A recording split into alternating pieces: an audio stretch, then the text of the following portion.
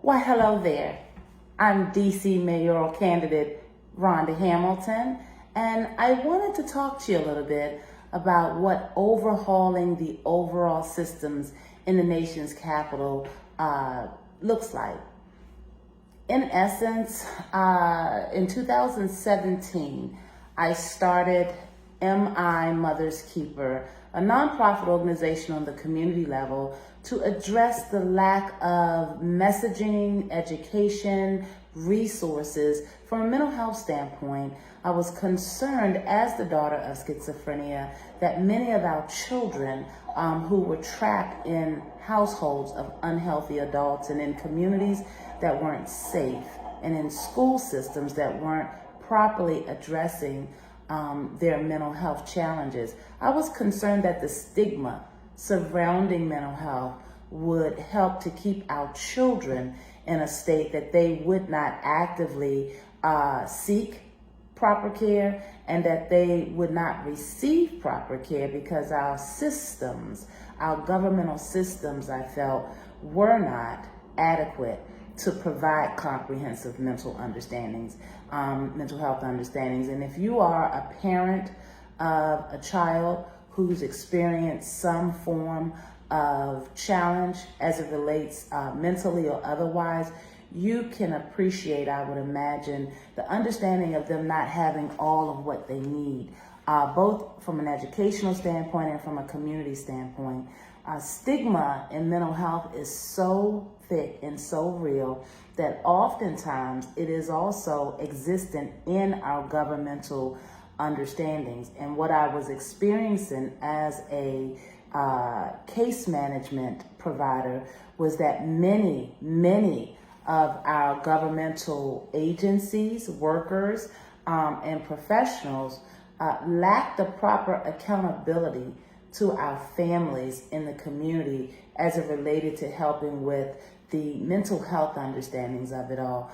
First and foremost, we don't have, I should say, enough broad awareness for the educational understandings of what mental health actually is. There are levels to it.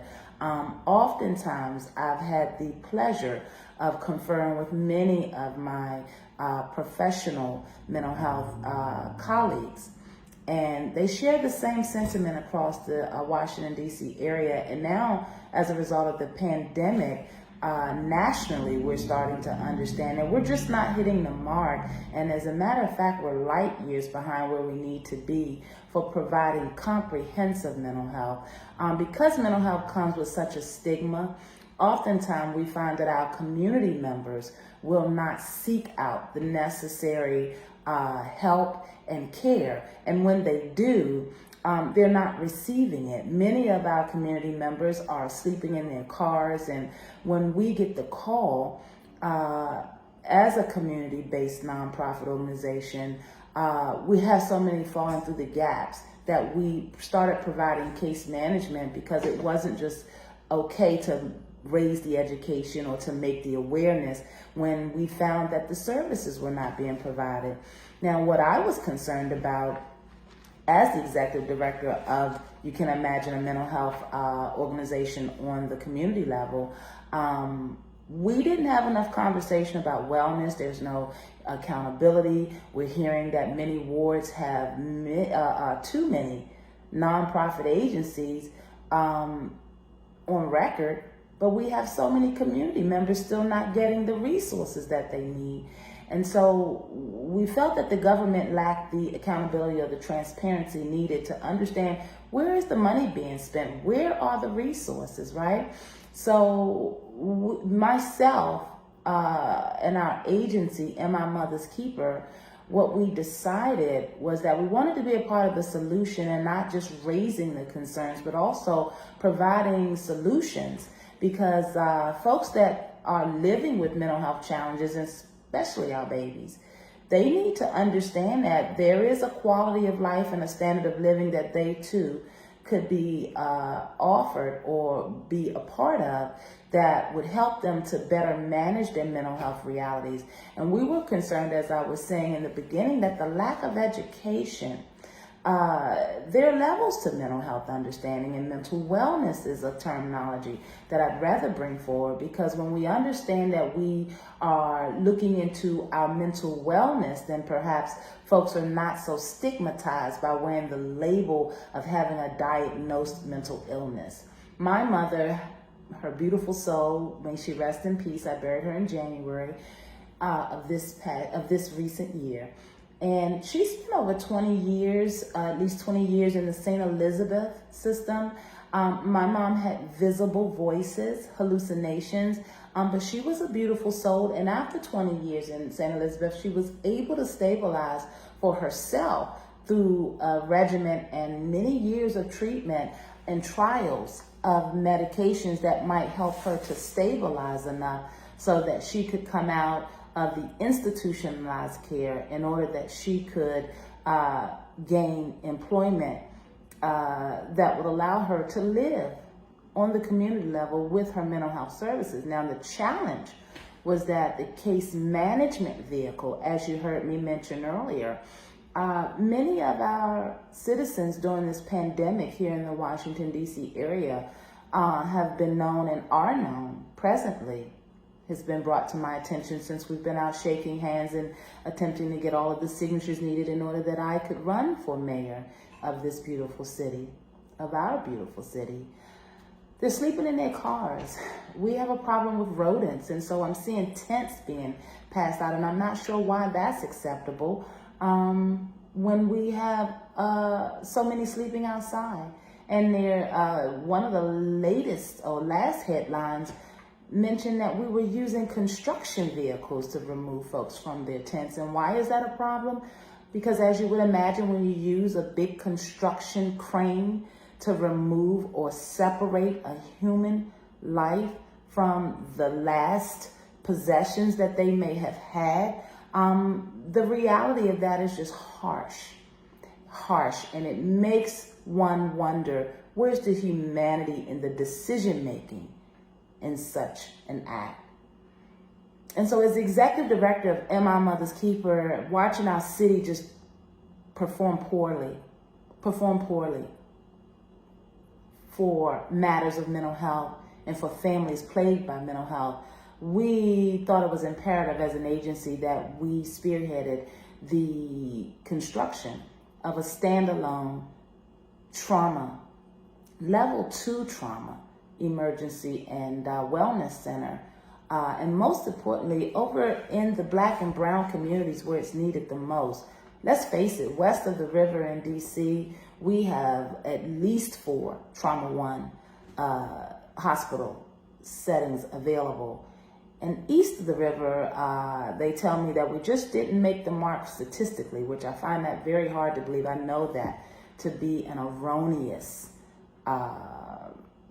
summation of why east of the river doesn't have a life-saving trauma and emergency center fit to preserve life by being able to operate, designate the needed surgeons or what have you to address any life-threatening understandings. And so now what we have happening is a $300 million project for this new hospital in Ward 8, which, in my professional opinion, is simply just a research center. Concerned that George Washington, at the end of a pandemic, or as we come out of a pandemic, now we have monkeypox upon us. And as we gave the keys to this $300 million hospital that is a level 3 trauma, it concerns myself and many other community organizations and professionals of the medical field that came forward. We testified at the hearing that was held for this hospital project.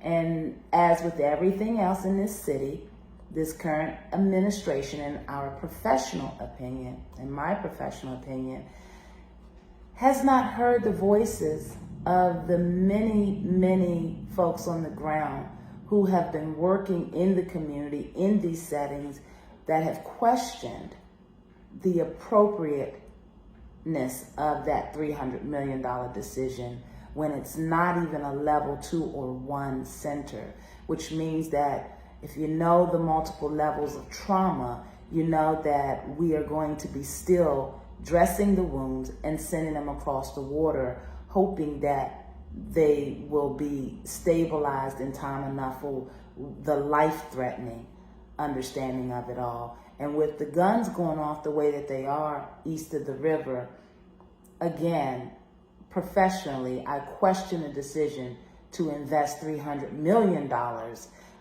into a hospital east of the river where the guns and the rates of crime and the drug addiction and the mental health is running so rampant that now where we used to care for our mentally challenged individuals, we now have all this beautiful commercialism going on the campus of what was St. Elizabeth Hospital. And so we're just questioning the decision making of this current administration. So I wanted to come on because many of you are not familiar with who I am, and many of you are familiar with who I am. I'm Rhonda Hamilton, as I said at the beginning of this, and I am running to be the next mayor of DC because I know that we can do it a lot different. I know that the cries on the ground for change and the concern for lack of resources and the reality that we can't get this housing situation together. I don't understand how the district, honestly, I don't understand how the district continues to operate with a surplus in budget, but yet we have so many family members, community members, friends, colleagues, co-workers who struggle gravely with their mental illness, mental challenges, mental wellness, as well as their housing. And here's food for thought.